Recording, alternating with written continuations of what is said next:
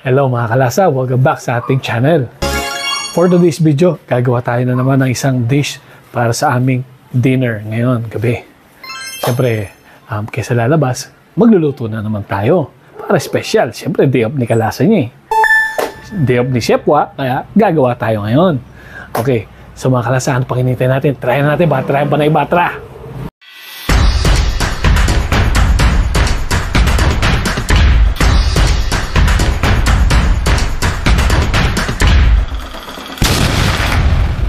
Ito nga pala mga kailangan natin, pork loin. Yan. Ginger, di ko na shredded. Masasin yan, pwede nyo i-blender o shredded. Ako, slice lang kasi hindi ko makain si Mrs. ng ginger. Nauumay siya dito. O, dala natin to. Pineapple chunks. Ito, white onion. Red and green bell pepper. Ito, half cup ng brown sugar ginamit ko. Kailangan din natin ng water. Siyempre, wala tayong honey. Guys, ginamit ko na lang ito. Corn syrup. Tapos, toyo. Local lang. Pwede na. Pwede rin kayo hindi gumamit ng, ng corn syrup or hindi kayo gagamit ng honey. Pwede. Para tipid. Kung sugar lang, pwede rin. Tapos, gagamitin natin vinegar instead na local. Gamit tayo ng apple vinegar. Yan. So, ang gagawin muna natin, gagawa tayo ng sauce. Papakuluan lang natin yung ginger kasama yung ibang ingredients. Lagyan natin to. Yan. Ginger. Ito, water. Sama natin itong brown sugar. Yan, toyo. Siguro gamit tayo ng 1/4 cup. Itong corn syrup. Gamit din tayo ng 1/4 cup. Tapos ito, medyo matapang to eh. Kaya, simplihan lang natin. Wala tayo ng sige, gamit tayo ng kalahati nito. Hindi. 1/4 na rin. 1/4 cup. Yan. Tapos, syempre, nakalimutan natin. Ito, pwedeng black Black ang version ng sweet and sour. Gagamit tayo red.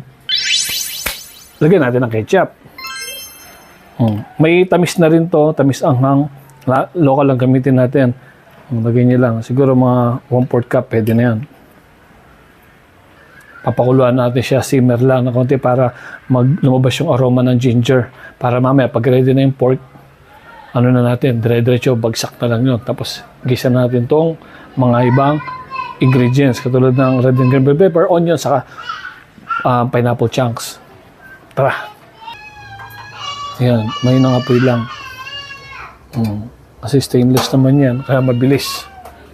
Balikin natin yung ating pork naman, mamarinate natin siya. Tara, natin itong pork.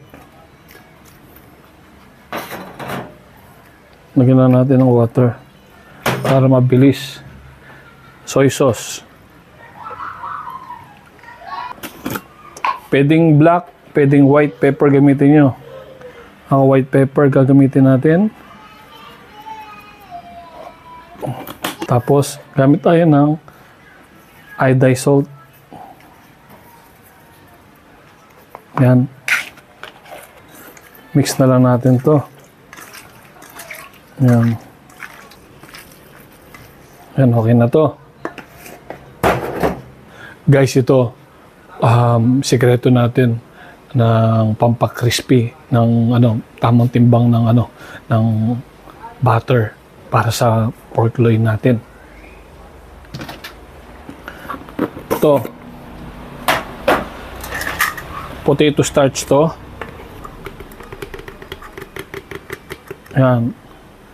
Siguro marami na yung 2 cups eh. 1 cup lang, pwede na.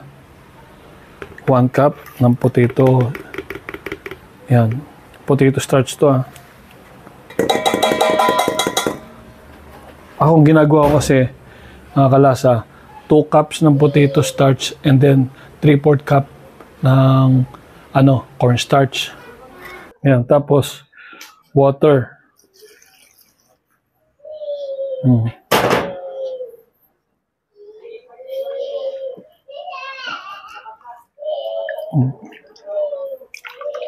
Parang kulang pa rin. Bale, sukat natin ginawa, 2 cups na potato starch and then 3/4 cups ng cornstarch. Yan na. Pwede na to guys.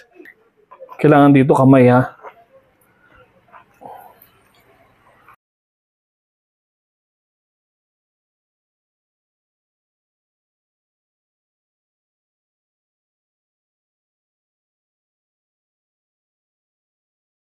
Mga kalasa, ganyan dapat siya. Ayan o.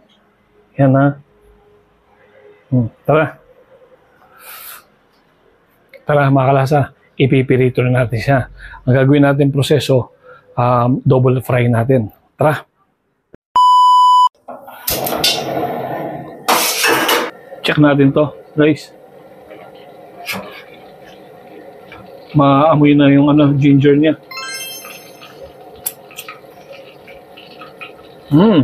Panalo. Para mamaya, bubuhusan natin gano'n, strainer, hindi makakasama yung ginger. Ito, painit natin to. Yung soy lang ginamit natin. Pinutay ko na. Guys, ito na. Kailangan, pag mainit na yung kawali nyo, hinaan nyo na yung apoy nyo. Kasi, ang natin yan,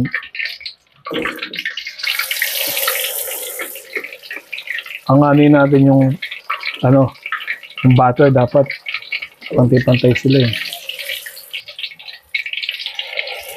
Ito guys, okay na yan. Ganda, ba? Hanguin na natin, tapos second fry natin siya. Yun guys. Habang pinapainit natin muna yung ating mantika para sa second fry. Okay, salamat nga pala sa lahat ng mga supporters natin at walang sawang nanonood sa ating YouTube video. Sumasayas Mindanao, maraming salamat. Mahal na mahal kayo ni Chef Wa.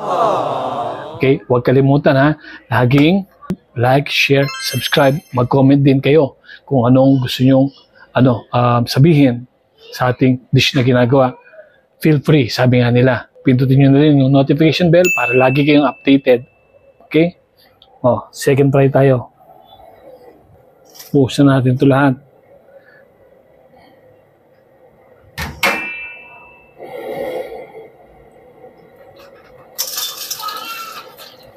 Yan. Yung sauce natin, guys, parang kulang yun, pero okay lang yun. Kasi ayoko naman masarsa masyado sa sa sweet and sour. Sakto lang. Yun crispy siya. Sakto. Bagay na bagay siya sa may sarsa. Yan, ganyan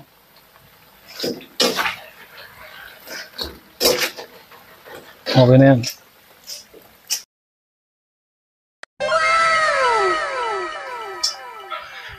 Okay, alisin natin yung mantika. Sakto yan.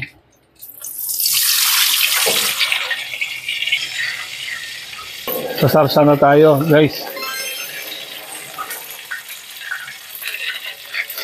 Pero bago natin ilagay yung sarsa, igigisa natin yung red and green bell pepper at onion saka pineapple chunks.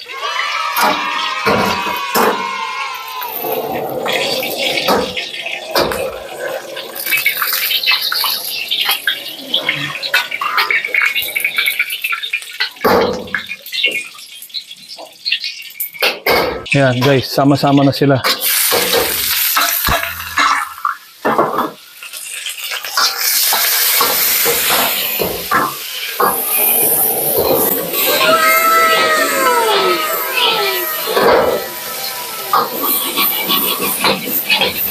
Para magka-aroma siya.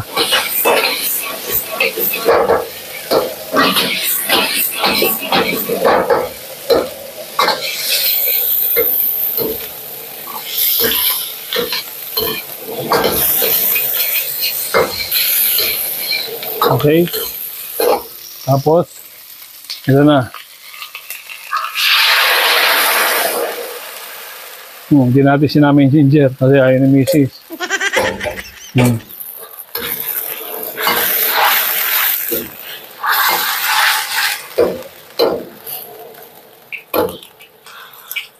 Lagyan natin ng ano guys, cornstarch slurry. Ito guys, pampalapot cornstarch slurry ha.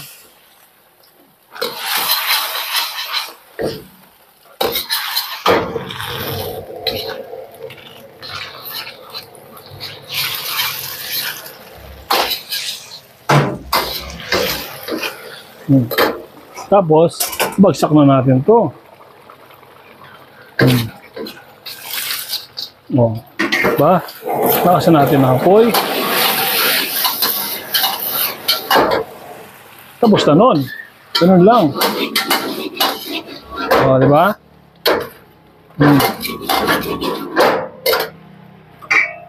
Sakto lang. Pinatay agad natin kasi matutuyuan yun eh. O, diba? Ayos. Plato na natin. Tara, let's do this. Okay, so, napakaganda. Plato natin. Yun o. Tuwan-tuwa na naman. Para kaming kumain na naman sa restaurant na ito. Ha?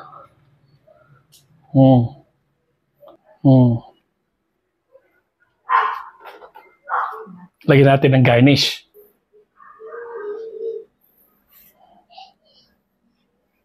Siyempre, lalagyan pa natin ng pampaganda lalo. Sesame seed. Yan. Ano lang yan? Garnish lang yan. Pwede yung lagyan, pwedeng hindi. Okay? Siyempre, para special. Family, di ba? Tapos ng ating sweet and sour pork. Ni Chef Wa. Sarap na naman ang kain namin, guys. Pero titikman na natin bago sila. Ako muna, di ba? Natin to. Ito.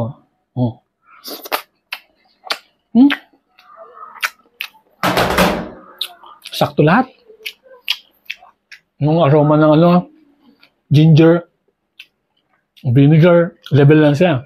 Ang saltiness, kasi ang pork natin, tinimplahan natin. Kaya may lasa siya.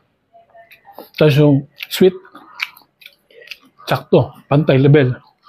Okay? Sarap. Kaya nyo to. Mga kalasa, salamat ha. Hanggang sa muli, good vibes ang palagi. Huwag kakalimutan subscribe sa ating YouTube channel. Peace!